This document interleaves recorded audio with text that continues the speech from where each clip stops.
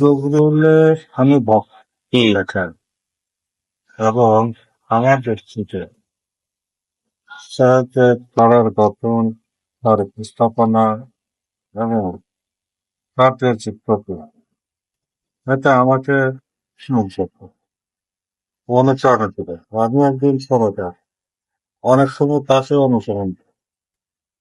আচ্ছা। আমি হলো যোগী। আচ্ছা।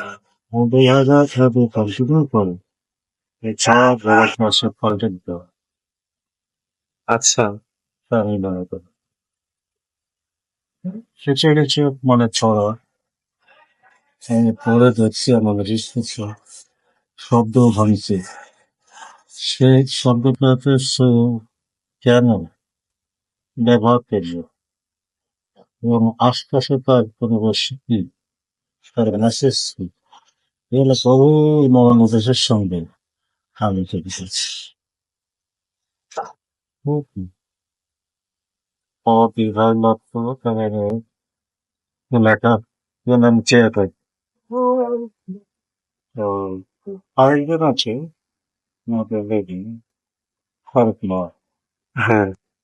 ফারুক নজরে লেখা আমার মনে হয় আমাদের পরবর্তী পর্যায়ে যে সব সমাচার আসছে তার মধ্যে নেতৃস্থানীয় হচ্ছে ফারুক নয় তারপরে যে গ্রুপে পরে সে আসলে তথ্য দিয়েছে ফারুক এসেছে এদের নেশা শুনে সেটা নেশাচ্ছে যাতে তাদের যদি আলাদা একটা সোসাইটি হয় যেমন তবুল রাজা ফারুক হোসেন এদের যদি আলাদা একটা মানে আড্ডা বা তাদের সুসম্পর্ক হয় ছড়ার মধ্যে দিয়ে আমার মনে হয় আমরা যা কল্পনা করবো আমরা যা ভাবি সেটা সফল হয়।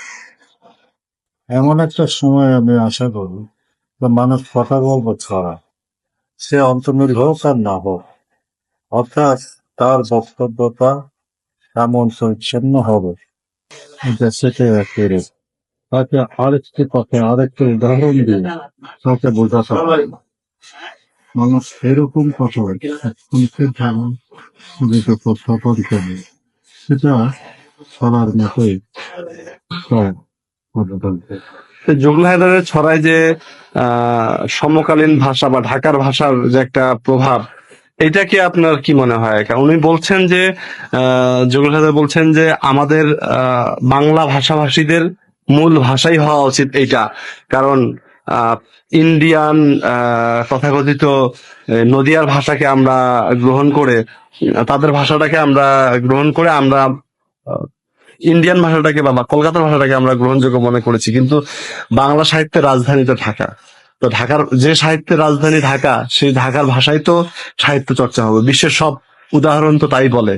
তো সেই হিসেবে ওনার উনি চলতি কথন লেখে কিছু, উনি চলতি মানে সমকালীন ভাষায় লেখা লেখে, সেই লেখাগুলো কি আপনার পড়া হয়েছে, দেখা হয়েছে?